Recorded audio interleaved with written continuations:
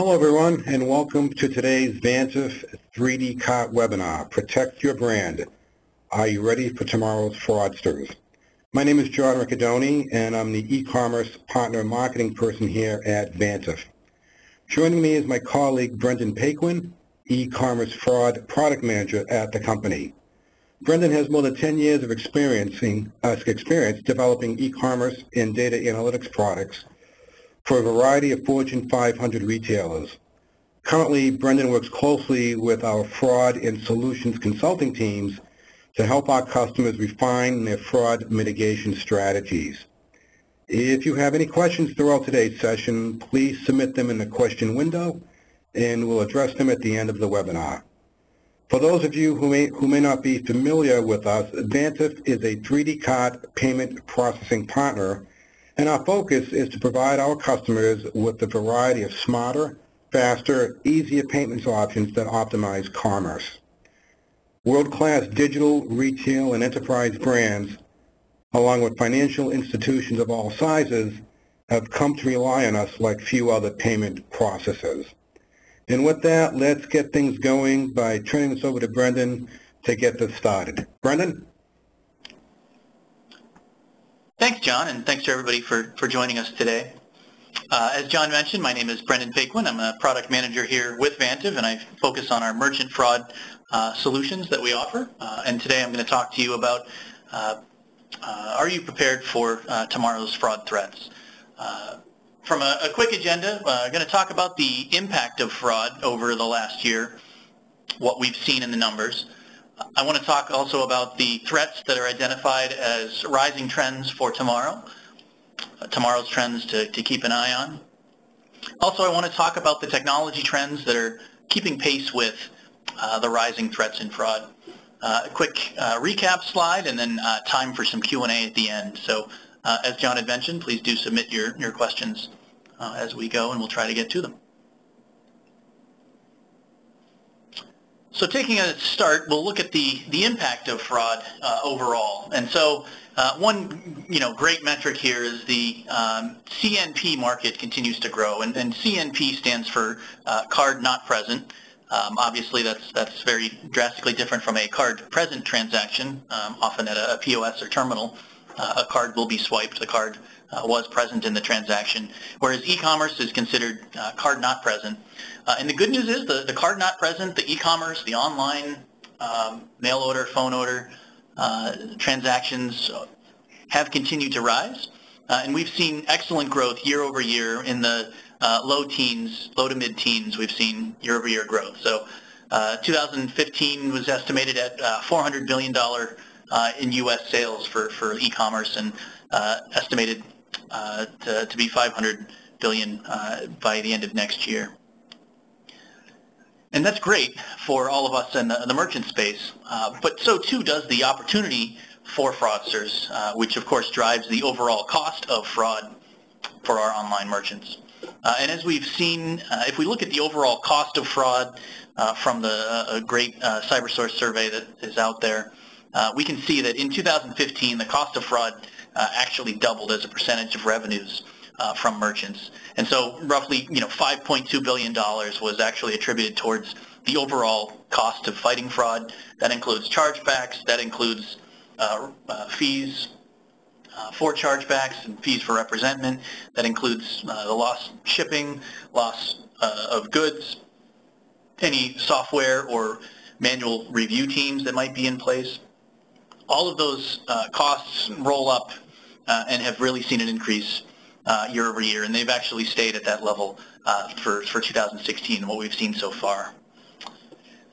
The good news is that the fraud tools to combat these fraudsters has evolved. As we know, AVS and CVV were introduced early to late 2000 as really a backstop solution for the online fraud that became rampant as the internet was just starting out. From that, we gained some knowledge and created some basic filters and velocity controls, as well as blacklists are common.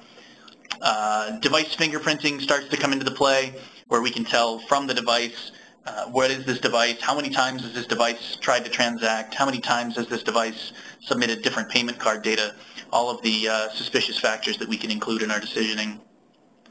By 2010, we've got some advanced filters and velocity controls, looking at multi-parameters, so 2, 3, 4 parameters can come into play when it comes to advanced velocity. And then finally, if we look at the latest and greatest of technologies, we really see machine learning, some web behavioral analytics, as well as some interesting concepts in the social network crawling space, where social network synthesis is, just aggregating all of the available data on a shopper so that we can make the best decision during that checkout, during that customer's checkout process. And again, the decision, of course, is, do we allow this transaction to go through, or do we intercept this transaction and block it due to suspected fraud? Oftentimes, merchants it's a seesaw, a very tough problem to tackle, which is, we want to block fraud, but we don't want to block good orders, and there's no one solution to get that, but as we'll talk a little bit more about some of the remediation techniques going forward. So the tools have evolved as well, which is great to see. But still at the end of the day, merchants are continuously fighting the onslaught of well-trained and well-equipped fraudsters. These fraudsters are innovating just as fast as we are and coming up with newer tools to spoof and fake their identity and pretend their connections are coming from somewhere that they're not. Another interesting component, if we look at this year, is that manual review, the act of looking at an order and deciding if the order should be fulfilled, and having an individual within the merchant actually make that decision. Manual review has remained strong, especially in the physical goods space, individuals shipping physical orders. 81% of merchants today perform manual reviews. 27% of those orders are reviewed manually. On average, the time to review an order is on average about 5 minutes per order. To me, the more highlighted fact here is that these percentages actually haven't changed since 2012. So for 4 years now, manual review has had its place in the transaction, but a lot of innovation has come around all the other components of the transaction, be it fraud scoring, fraud detection, and whatnot. So really, to take the human element or be able to utilize that resource on the top tier, the riskiest of transactions, instead of the 27% of transactions, is really the goal that we could all look forward to. And I am hoping that these metrics do change as the industry evolves, and we have seen some interesting concepts come out to help these. And as I mentioned, 27% of orders are reviewed manually, but the problem is, as those numbers have stayed strong since 2012, the market has nearly, increased by 50% here. From 2011 to 2015, we've seen almost a doubling of order volume.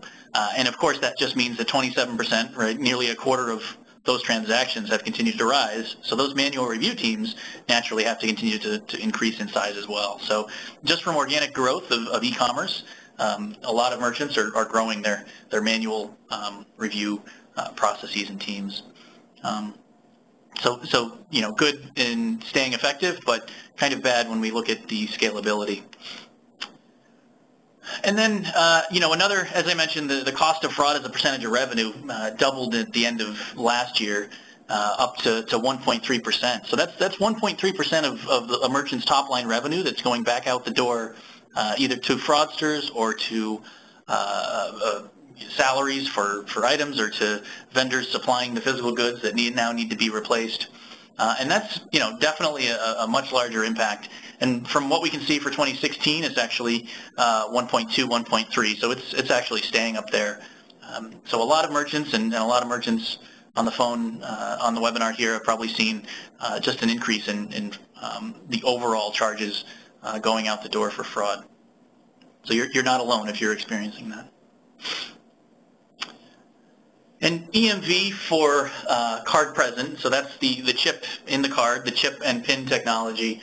The EMV adoption isn't happening. It's been great in 2016 so far, but the true liability shift doesn't come until chip and PIN is adopted, and that'll be coming forward as well. So a lot of merchant and hardware changes need to happen there. But EMV is definitely going to be making transactions a lot more secure in the card present space.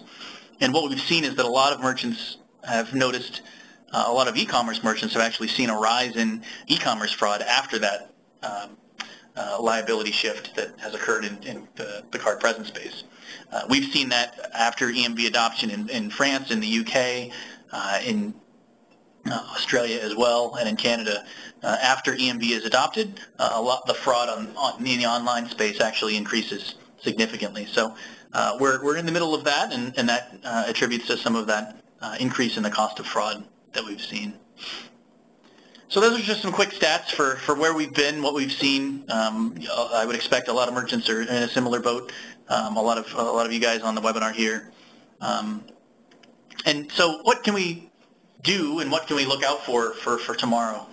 What are the fraud threats that that everybody should be aware of? And the number one growing fraud threat, and we have an excellent partner in Vantiv, where we've partnered with ThreatMetrics to be able to bring our fraud solutions to our merchants, and they have a wonderful quarterly report that outlines the fraud trends that they've identified and seen, and number of transactions that they've blocked. And the number one growing threat that not only they are seeing, but others are seeing it as well, is the concept of account takeover.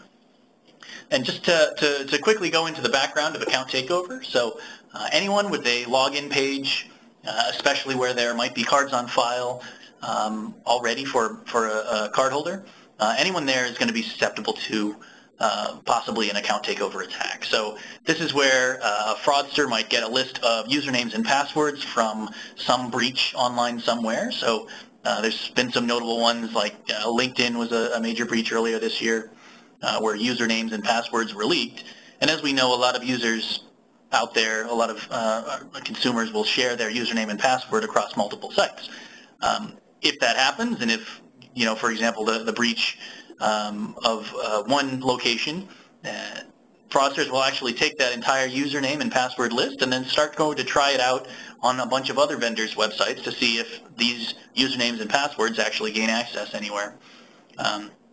So fraudsters are great at building tools to crawl the web and find which merchants have weaker detection, if you will, on the account login screen. And of course, they can just take that information that they acquired from a username or password from a breach there. And as I mentioned, this has continued to rise. So fraudulent payment cards attempts, has remained strong through 2014, 2015 here, and a notable increase in account login attempts for retailers. So again, as retailers are looking to make the consumer experience that much more smooth and effortless, that often includes storing cards on file, and of course that allows fraudsters to come in, use a card that's already on file, and maybe ship some goods somewhere else. So, and not just that, right? Changing the profile, putting in false billing information so that they can appear like a well-known customer, but really they're submitting fraudulent transactions with stolen card data. So those are all tactics to watch out for when account takeover comes into play. But definitely a growing fraud threat that everyone should be aware of. The second growing threat, especially for merchants shipping physical goods, is the concept of a triangulation scheme. And I'll try to cover it, and I'll try to be fairly brief with the concept here. But in a triangulation scheme, there's 3 parties instead of 2. So the typical scenario is the fraudster on the bottom interacts with the merchant's website on the bottom right, places an order with some fraudulent payment card data, and then tries to get the good, ships the good to themselves or someone they know so that they can get their hands on the good. In a triangulation scheme, actually, a third party is involved here that is also another unsuspecting victim. So in the first step, the fraudster makes a sale for some item that they typically do not have in their possession. So they'll make a listing on a auction site, for example, or some of the classified ad section saying, selling a brand new, hottest phone, for example, right? So the brand new iPhone in the box, need to get $200 or whatever. They're trying to make a quick sale on some site. They'll actually make that transaction, and the fraudster now acts like a merchant here in that they have to now fulfill an order. And we can see that the fraudster has an order on file, and they need to ship these goods to that consumer. And so what they'll do is they'll find a weak merchant that they've already identified that has those goods that they need to fulfill, and they'll actually make a transaction. And when they make that transaction, they'll use stolen payment card data so that they don't have to pay for it themselves. And instead of or to one of their addresses or to a P.O. box they control, they will actually ship it directly to the individual that they sold the transaction to on, again, one of those, an auction site or some of a site of another nature. Once that good gets shipped directly to that victim, the victim here receives the good and pays the fraudster. So items are received, maybe even the fraudster gets paid prior to the goods being delivered, depending on the auction site there. And one of the most challenging parts is what happens when the actual fraud chargeback does come into play. So the merchant will be notified by the real card holder that a transaction on their card was not authorized. The merchant can follow the order of the goods that they shipped. They can look up in their database and say, okay, how many orders did we ship to this address? Oftentimes they're going to be more unique. It's not a clustering of reshippers. It's not a clustering of P.O. boxes that a fraudster is using. They might be getting unique buyers every single time. Oftentimes, triangulation schemes will be found out by merchants when a fraudster and a buyer on an auction site strengthen their relationship, and all of a sudden the buyer is buying a lot of the same goods, and the merchant there, starts to see a bunch of transactions going to that one seller's location. But the fraudster definitely does not need to do that. They can, wait till they get a sale on an auction site, and they can ship it to a new address every single time. So all of a sudden, the merchants trying to track down that order are looking at a new shipping address every single time, a new billing address every single time, and they have. And the interesting part is if a merchant does reach out to the recipient of the iPhone here in my example, a whole bunch more questions come up, right? So the shopper, the innocent shopper here at the top, never actually interacted with the merchant, right? They went through an auction site. They didn't expect to get a call from this merchant or a letter. They have no, they never transacted. They're not going to be able to help, and they might be able to reference a post on an auction site, but all of a sudden the merchant is no longer going to be able to follow that trail, so that the trail often goes dead if it even goes to contacting the recipient here. The shopper also legitimately paid for an item and made, in their mind, a legitimate transaction on the auction site. Also, because the auction site allows for anonymity pretty much, the seller can't be contacted or won't respond because the seller has moved on. And oftentimes, legitimate auctioneers will be leveraged to make some fraudulent transactions so that the seller reputation can be boosted, if you will, from a fraudster standpoint. So overall, triangulation schemes add a lot of complexity to a process and definitely make it much more difficult to track when it comes to understanding how to prevent the transaction. And so if the merchant does try to find the real, the common thread, if you will, what did the fraudster leave behind? So this now goes to server logs. What was the IP address that the fraudster might have connected with? What device do we have them using? Is there any way we can start blocking these details? Because as we know, the shipping address is going to be of no use here for a triangulation scheme. So definitely a growing threat, and one where the visibility is very tough to quantify. So it's unfortunately a hidden threat as well. That's just a little bit on triangulation schemes. Again, they can get fairly complex, but definitely for merchants, we recommend strong device profiling, strong transaction profiling, so that you've got a lot of metrics on what's going on with your web connection or from your provider. We've partnered, as I mentioned, with threat metrics to bring device profiling as well as IP geolocation and IP proxy detection. And with those techniques, we can then identify, is this IP address being used too many times? Is this true IP address, being tied to too many VPN connections? Is this device being used for too many different payment cards? If so, maybe we want to block a transaction and prompt the shopper to call in to customer service to complete their transaction. But unfortunately, without those metrics, without profiling that transaction on the website before the order was completed, there's very little left behind for analysis or even coming up with a strategy to defend against it going forward. And that's triangulation scheme. The third growing threat that we've seen is the threat of botnets. And interestingly, this has been in the news in the last few weeks as well. But a quick recap of the concept of what a botnet is. There's typically a bunch of older, less updated hardware, computers sitting in homes or in computer rooms, or even devices potentially in individuals' homes, like thermostats and IP cameras and DVRs that might be connecting to the internet. At the top here with the crown, there's some fraudulent server, malicious hacker has taken over these machines, or has at least gained access to these machines so that they can do the instructions that the control server wishes.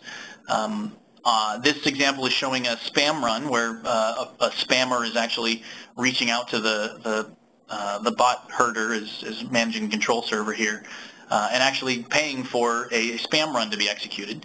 But often these botnets will execute, as we know, the denial of service attacks, where it's kind of like ding dong ditch for the internet on a scale of trillions of transactions, where a bunch of random machines will start trying to load your web page such that legitimate traffic cannot get through. And that's the simplest way to think about a denial of service attack.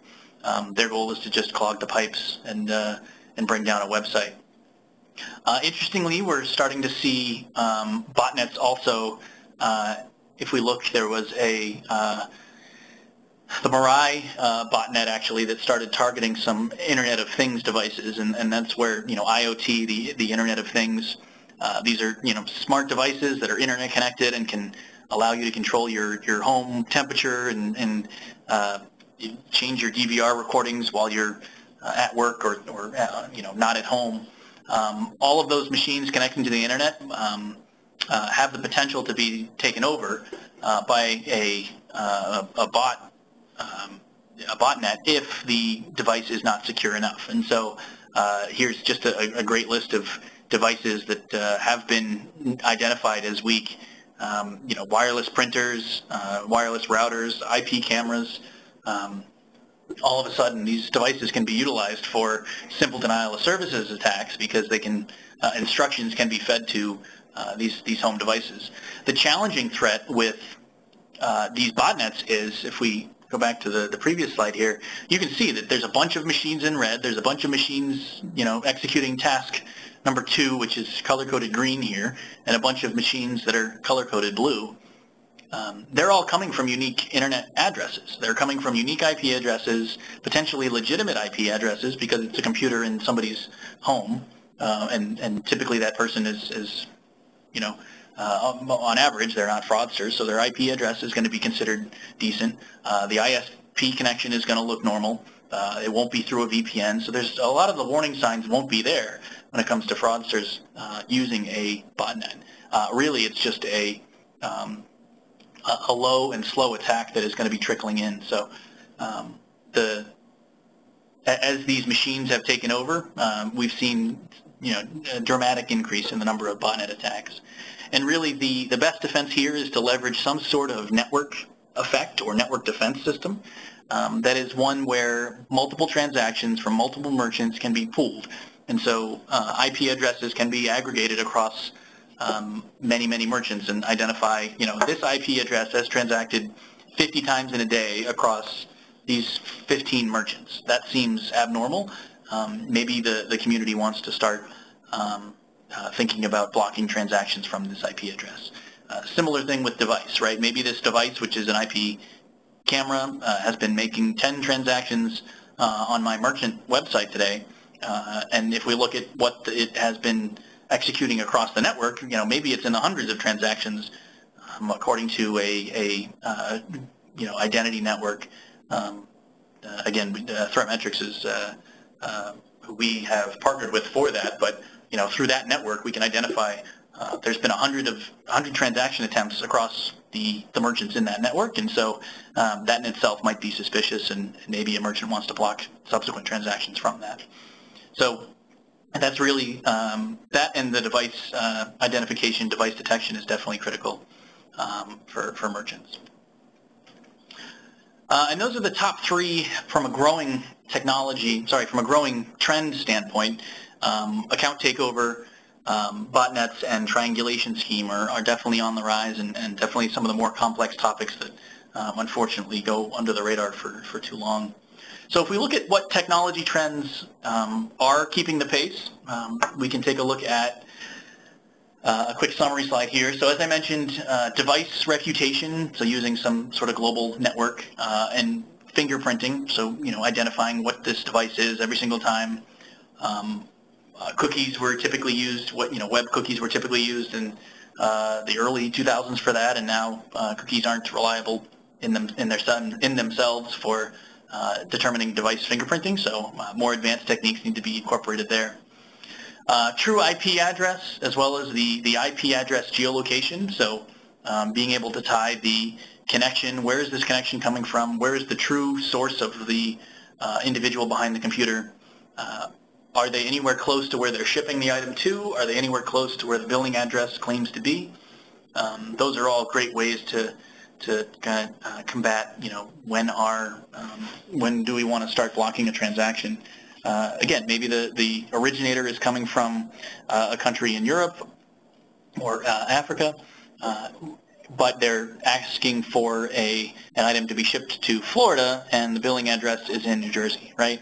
Well, obviously, Florida is fairly well known as having a large amounts of reshippers, and that transaction in itself might be one that a merchant wants to block. So, and I say that a merchant might want to, because every merchant's tolerance for fraud is different, so it's very difficult to just make blanket statements of everybody should block X, everybody should block Y.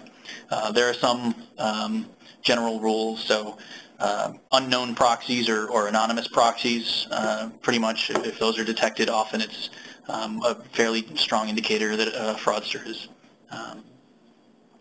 in use there, so you might want to block an anonymous proxy when one is found. But other than that, typically it's a case-by-case basis, and every merchant should look at their tolerance for fraud and losses there. The third item here is machine learning. Again, as the Internet of Things and the Internet of everything has grown and grown, the amount of data that has been amassed is just astronomical. So luckily, technologies have improved on ways to process through that data, and I'll talk a quick bit about some of that. And then finally, behavioral analysis, understanding how this individual transacted on the web page. Did they navigate around? Did they add something to the cart and then think about it, hem and haw, go back and forth? Or did they land on the page, put the $2,000 handbag in the shopping cart, and click checkout all within 2 seconds? Those are very simplified cases, but some analysis can be done on time on page, an actual page flow through your website to understand what looks like normal behavior and what does fraudster behavior look like. And a little bit more on device fingerprinting. So with every device, we can detect its uniqueness. So fraudsters will often use one laptop, or if they're trying to hide their location, they'll actually go to a public, maybe a public library, or use a public internet connection, and they'll try from their machine that they're using.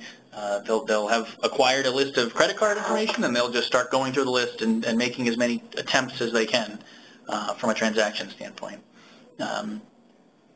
Oftentimes, they'll use the same computer to make every single attempt. So if we can identify that device behind the scenes, we can start to see, device trends. So, this device has been associated with 15 different payment cards. That's definitely odd, right? I have the maybe 3 or 4 different credit card numbers in my wallet, but 15 would definitely be on the high side, and there's a line there where we'd want to draw and start blocking transactions from that device. Also, device fingerprinting, good device fingerprinting can identify spoofing attempts when an individual is trying to pretend like they're coming from a different location, switching browsers or clearing their cookies to try to make it appear like they're coming in with a brand new session. That can be sniffed out as well. And it allows the commonality, as I mentioned, an artificial ID to be generated for these devices, and then that ID can be referenced every single time it comes back. So this, tied with the network effect, allows for very strong device recognition rates. As I mentioned, the second item there was IP address geolocation and proxy piercing. Again, use it to reveal the true origin of the connection, the true origin of the attacker. Often used to highlight when international orders, maybe it's a domestic order being placed from an international location. And then interestingly, the top sources for fraud from an IP address standpoint are actually the US, UK, Germany, France, and India. So, it's not the old Soviet bloc anymore. It's not, Russia. The fraudsters are utilizing resources in these top 5 locations that are well developed, and plenty of resources are available. Also, the education levels in those areas are significantly high as well. So definitely we've seen a shift in the origin of attackers. And IP address sniffing and proxy piercing can definitely help with identifying some of those trends for your orders. And then machine learning was number 3 here. So again, as the data that can be amassed is gathered, the ability to churn through that, identify trends that are common, identify patterns that might want to be blocked going forward is really key here. And the cutting edge of those components are looking at automating the modeling, keeping an eye on when these data trends change. So maybe a new fraud vector comes into play, and all of a sudden fraud is spiking in a way that had not been previously detected. Some of the more advanced models can detect that, update the models on the fly, and then go forward with that. So definitely an area to keep an eye on, especially when it comes to fraud data, as the industry continues to look for interesting data points to add to the conversation, add to the decision. And then, of course, scalability. Machine learning is designed for big data, so the concept of being able to churn through lots of data is built into the core there. So it'll grow with you, which is perfect. And then finally, I mentioned on behavioral analysis, great example is, the patterns in the shopping flow. Does someone land on your website and then look at some deals, and then maybe looks at, picks a shoe size, maybe flips the color on an item to look at, the various colors that are offered, and then puts the item into the checkout and goes on their merry way? Or does it look like it's a more automated script where the item is being, pasted into your search bar and then found, and then one click it's into the cart, expedited shipping is requested, and then the order is placed. So definitely recommend keeping an eye out on some tools in the behavioral analytics space as well for merchants looking to, again, understand new data points that can be used for identifying fraud.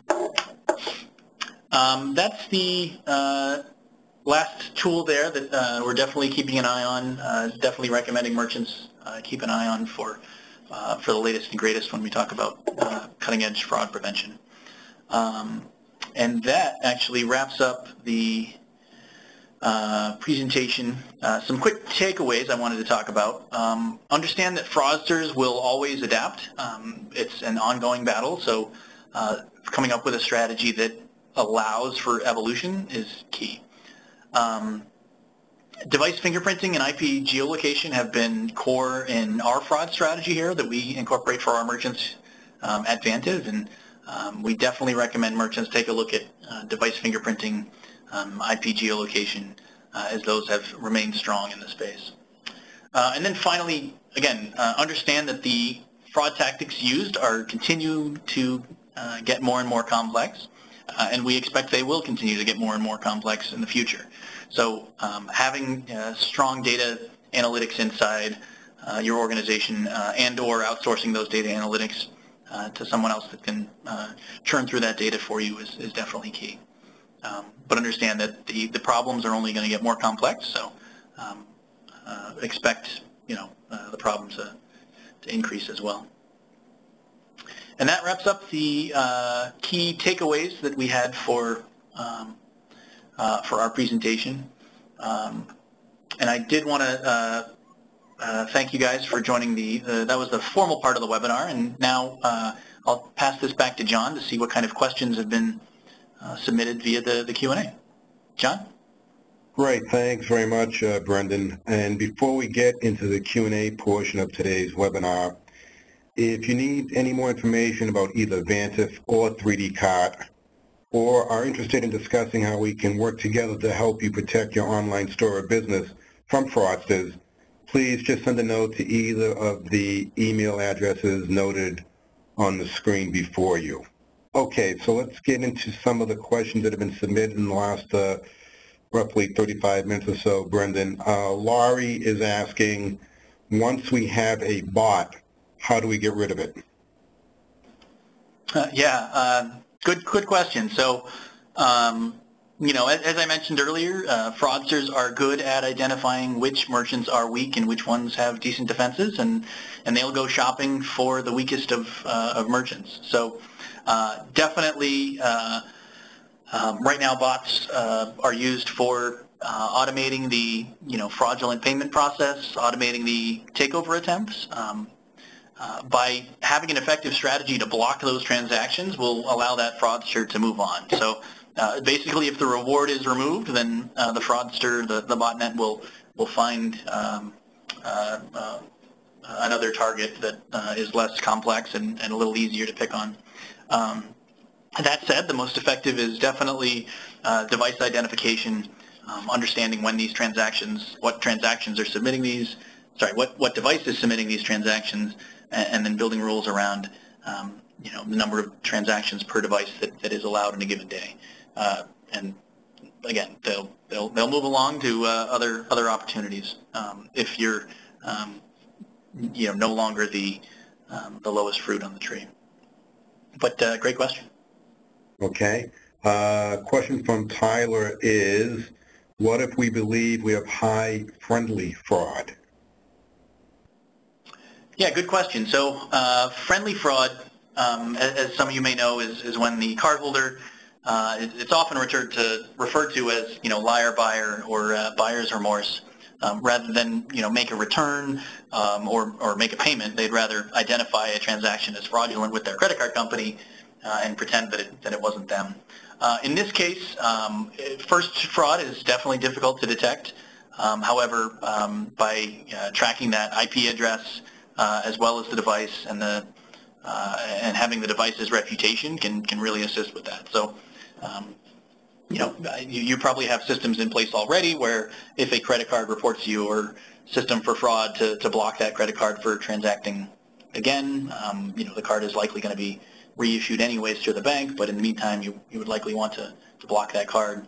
But in the case of friendly fraud, you definitely want to be blocking that card as soon as you can, and then starting to track the other attributes of the connection. So just because they get a new card number, technically they could attempt to do it again if you aren't tracking the updates to that card. So keeping track of a device identification, keeping track of an IP address or shipping address is key there, so that you can have reputation. And again, if you don't want to build it internally, there are tools out there that will assist you with that. But yeah, that's our recommendation for friendly fraud. Okay. Next one, Brendon. Kim wants to know, does your solution prevent gift card fraud? Yeah, gift card fraud is definitely challenging, especially for digital goods merchants that might not realize they're basically shipping cash if they do a digital delivery of a gift card. So it's a big one, and definitely on the rise as well. What we recommend is actually indicating.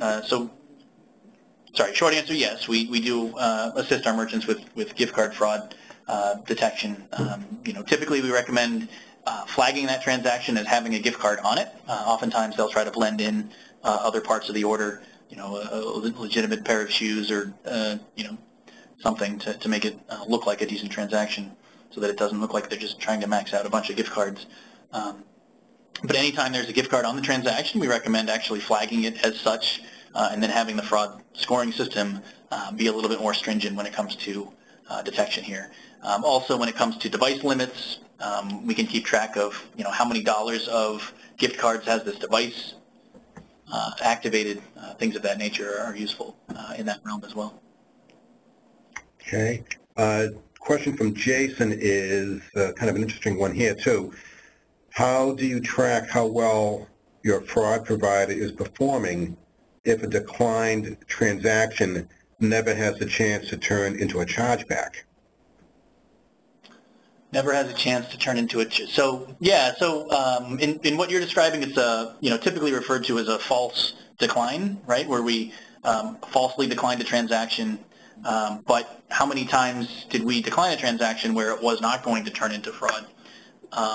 And unfortunately, as soon as you block that transaction, we'll never know unless the consumer calls in.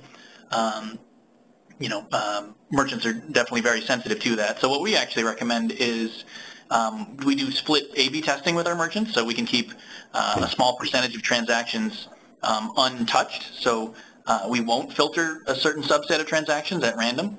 And then we can compare, of the random transactions that had no fraud filtering, what was the authorization rate, and then of the transactions that did have fraud filtering, what was the chargeback rate on the untouched sample, and then what was the decline rate on the touched sample. So if we, executed a sample and it looks like 1% of orders are becoming fraudulent, but if we look at the fraud system and we see that we blocked 4% of orders, then we know roughly that 3% of orders were falsely declined, and may or may not have been recovered some other way. So that's really the best way to track, is to, and it's definitely tough, but to bite the bullet and say, we're not going to fraud score a subset of transactions.